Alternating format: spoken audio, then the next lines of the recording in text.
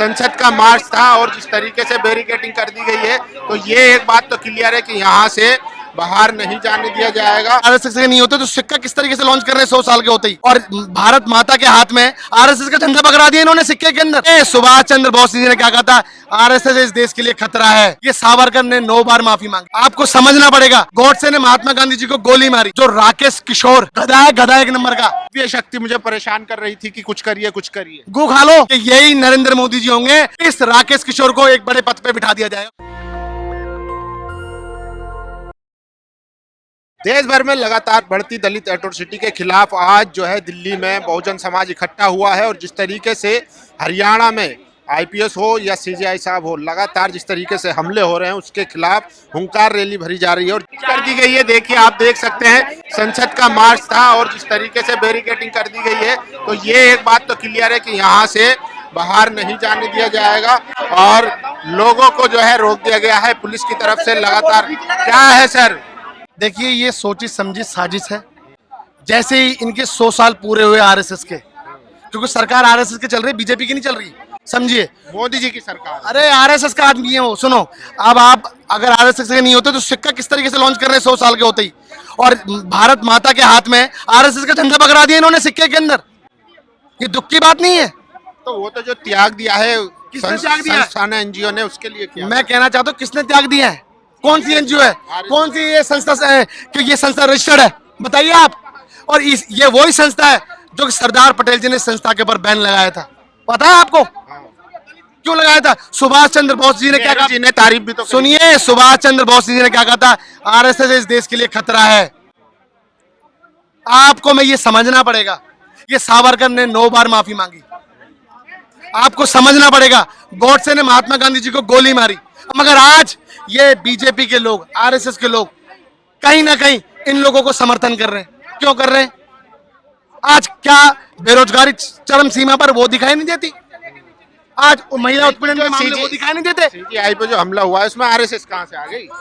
मैं आपको बता देना चाहता हूं, जो राकेश किशोर को जो सपना आता है, उस गधे को मैं बोलना चाहता हूं, आपको शर्म आनी चाहिए। क्या आपको सपना आता है? आपने जूता मार दिया, अब आपको सपना नहीं आ रहा कि नरेंद्र मोदी ने देश के साथ गद्दारी करी है? 2 करोड़ रोजगार दे दिए, 100 स्मार्ट सिटी दे दी, हवाई चप्पल पहनने वाले को हवाई जहाज की सैर करा दी। क्या उस पे सपना नहीं आ रहा? उस गधे को, जिसने चीफ जस्टिस ऑफ इंडिया पे एक, क्योंकि वो दलित समाज से, इसलिए ये बाबा साहब की है संविधान लिखने के बाद उन्होंने कलम दे दिया, और उस कलम की ताकत से आज चीफ जस्टिस ऑफ इंडिया बन जाते हैं, आज आईएएस आईपीएस ऑफिसर बन जाते हैं। मगर इन लोगों को, इन मनोवादियों को और इन आरएसएस को और इन बीजेपी वालों को इस बात की दुख है कि कैसे आगे बढ़ रहे हैं ये लोग।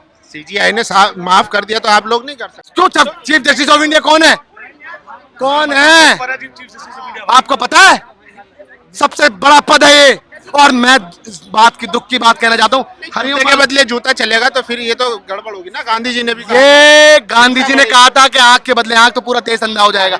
मगर मैं कहना चाहता हूँ, ऐसा ठोस कदम क्यों नहीं उठाया? आप देखना, मेरे आपके चैनल के माध्यम से एक बात बोलना चाहता हूँ कि यही नरेंद्र मोदी जी होंगे, इस राकेश किशोर को एक बड़े पद पे बिठा दिया जाएगा कुछ दिनों के बाद। देखना आप, राकेश किशोर। हाँ, किसी को राज्यपाल बना दिया जाएगा, किसी मेंबर बोर्ड का बना दिया जाएगा। क्यों बना दिया जाएगा? नाम मिलेगा आपको। मैं एक सेकंड में बता दूं, वो अपने आप को दलित समाज का बनता है वो आदमी, कह रहा है वो मैं कहना चाहता हूँ, गधा है, गधा एक नंबर का।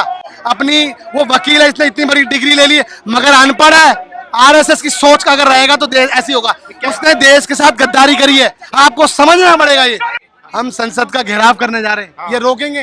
कितनी बैरिकेडिंग लगाएंगे? हमें रोक सकते हैं ये लोग? परमिशन नहीं है, फिर क्यों जाएंगे? मैं कहना चाहता हूँ, permission, chief justice of India के ऊपर जूता फेंक दिया जाता है, उसके लिए मैं परमिशन लेनी है कि हम अपना ये सुनो, ये भी इसका राइट है कि हमें अपना आंदोलन करने का अधिकार है।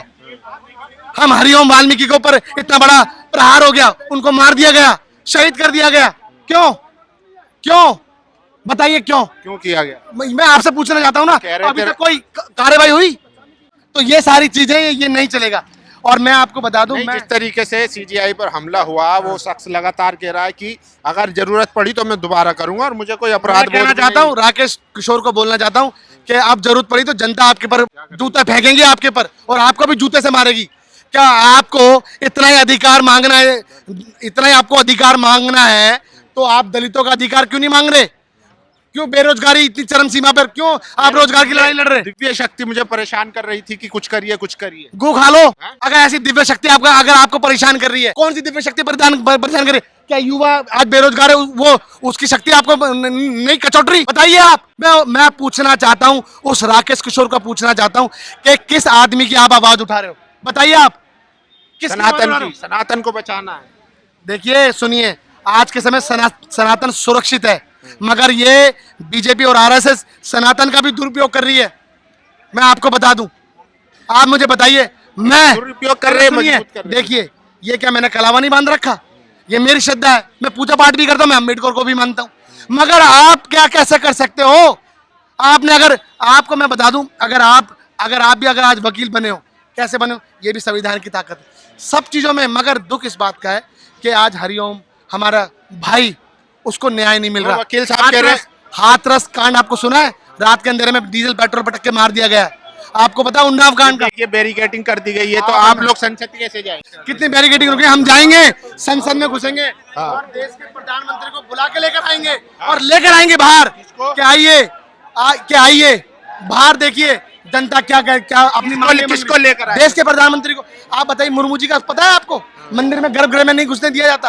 आपको पता है हम राष्ट्रपति, पहले जो राष्ट्रपति थे उनको भी कर दी गई है। देखिए, आप देख सकते हैं संसद का मार्च था और जिस तरीके से बैरिकेडिंग कर दी गई है, तो ये एक बात तो क्लियर है कि यहाँ से बाहर नहीं जाने दिया जाएगा और लोगों को जो है रोक दिया गया है पुलिस की तरफ से। लगातार क्या है सर, देखिए लगातार जो है लोगों को रोकने की कोशिश की जा रही है। तो देखिए तस्वीरें देख सकते हैं, बैरिकेडिंग करके रोक दिया गया है और पुलिस की तरफ से लगातार जो है। नेशनल दस्तक की आपसे गुजारिश है कि अगर इसको बचाना चाहते हैं तो नेशनल दस्तक को सब्सक्राइब करने के लिए रेड कलर के सब्सक्राइब बटन को दबाएं, फिर बेल आइकन की घंटी दबाएं। नेशनल दस्तक को बचाने के लिए बहुत जरूरी है कि हर खबर को शेयर करें, लाइक करें, कमेंट जरूर करें।